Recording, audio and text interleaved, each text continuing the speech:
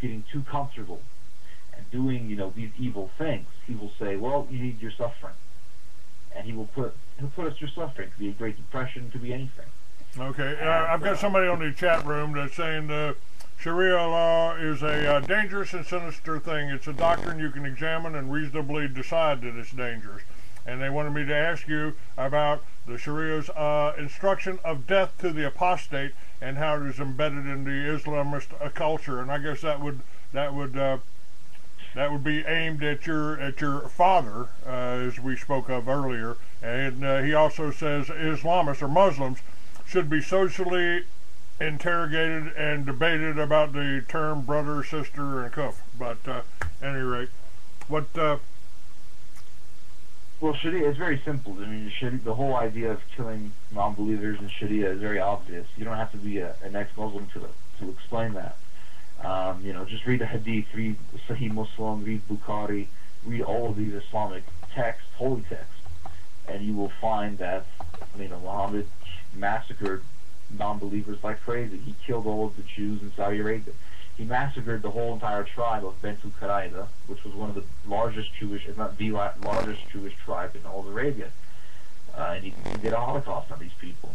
When who did that? Muslims conquered. Who did that? Who massacred all these people? Muhammad the Prophet did. Okay. Islam. Okay. When the Muslims conquered Persia, they killed so many Persians that there was a river of blood, and the blood got coagulated, and they had to open up the rivers for the water to filter out all the blood.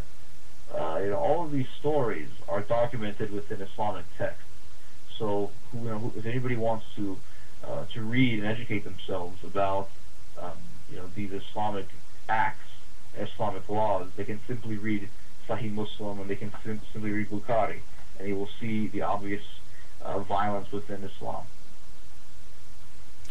Yeah, no, somebody on the chat room says Muhammad was an illiterate pedophile, and that Pharisee Jews wrote the Quran. They were the scribes then. No, that's not true. Pharisee, well, the Quran, there's a lot of mixed history within who wrote it. No one really knows who wrote it. The Quran, really what it is a bunch of people that were following Muhammad the Prophet, and anything he would say that would come out of his mouth, they'd write it down. Because they believe whatever came out of this man's mouth was from the mouth of God. So he would say something, and they would write it on a rock. They would write it on a bone. They would write it on a brick, whatever. They would write it on anything they could write on. But many of these writings got destroyed or lost somehow. So after Muhammad died, they said, "What are we gonna, use as our holy text?" So they got all of the bones and all the rocks that had writings on it that they could find. They couldn't find all of them, but they found a lot of them. And they just added them all together, and they just put them chapter and verse. And that's why when you read the Quran, the verses are extremely random. It'll say one sentence and go to another subject with another sentence, to another sentence. Whereas in the Bible, you read it, and it's objective, and it's thorough, and it's complete thought processes. Whereas the Quran is not like that at all. It's very random. And the reason why is because it was put together very randomly. Now, how much of our policy is... Now, Ron Paul says that our government here has, by its actions and by its support of Israel, has contributed to the threat of terrorism from Muslim countries, and that the Jews' treatment of the Palestinians is part of the responsibility here.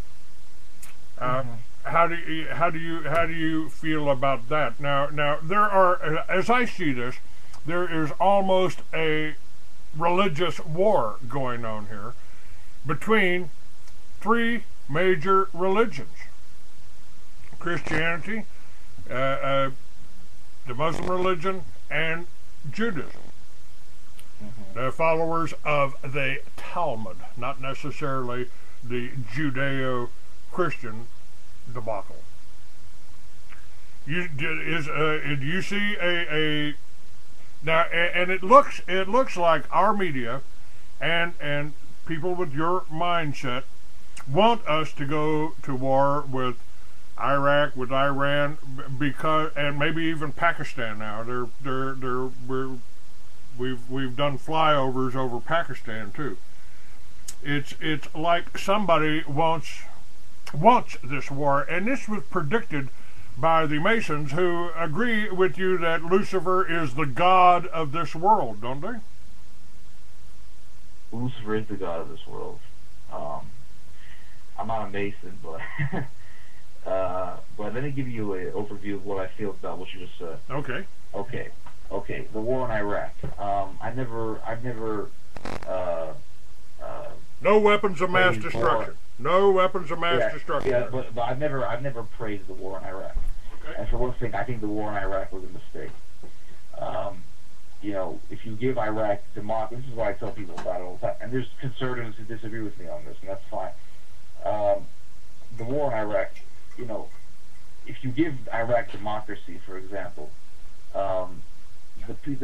whoever the Iraqis are going to vote for is going to be an Islamic fundamentalist. It's going to be a tyrant, and it's going to be somebody that's most likely worse than Saddam Hussein. Because Saddam Hussein technically really wasn't an Islamic fundamentalist. He was more of a mobster. He was also our mobster. We backed him. We financed him so he could go to war with Iran. Yes, sir. That was Iran. That's correct. Yes, sir. And Saddam Hussein was actually keeping the Islamic fundamentalists in Iraq in check. He was keeping a lot of the terrorist groups in Iraq in check. And as a matter of fact, the Christians in Iraq were actually much more well protected under Saddam Hussein than they are now. So, and then you're sending American soldiers to die in Iraq for the rights of the Shiites, who will eventually become our enemies. So this whole idea about the Iraq war, I think it's a mistake. People expect me to be a supporter of the Iraq war because I'm a conservative, but that's not true. I'm not a supporter of the Iraq war. And another thing, you want to talk about supporting Israel. Okay. I believe America should support Israel. I believe that Israel is God's land, and I believe that if America supports Israel, God blesses this land.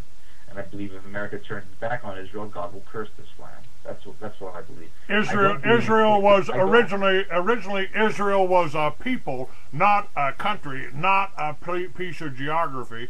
And most of the Jews that they refer to themselves as Ashkenazi never came from Israel. They came from the land of Khazaria, which is right there in Russia, and they admit that they were Russians. Well, that's for one thing. Israel is a huge mix. There's Yemenite Jews, there's Sephardic Jews, there's Ashkenazi Jews. These are all Jews. And when they left their countries of origin, whether it be Russia, Yemen, or whatever, their government considered them to be Jews. The Russians consider the Ashkenazi to be Jews. The Polish Jews left. The Polish government hated the Jews. The Jews needed somewhere to reside in peace, because everywhere they went, they couldn't find peace because people hated them everywhere they went. Why?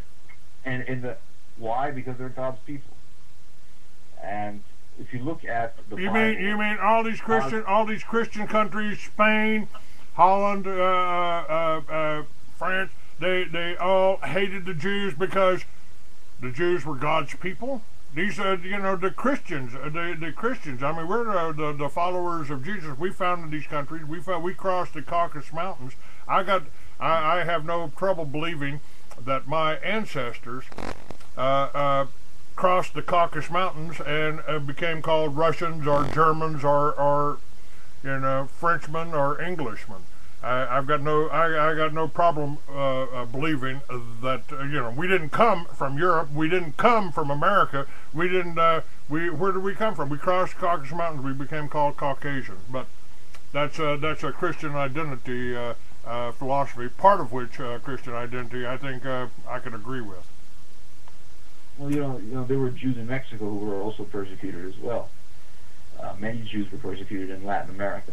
But, in the Bible, God tells, about the geography of Israel, how it will pass, through this land, through this land, through this land. I mean, I don't know the exact details of it, but I know it's there. I know that there's a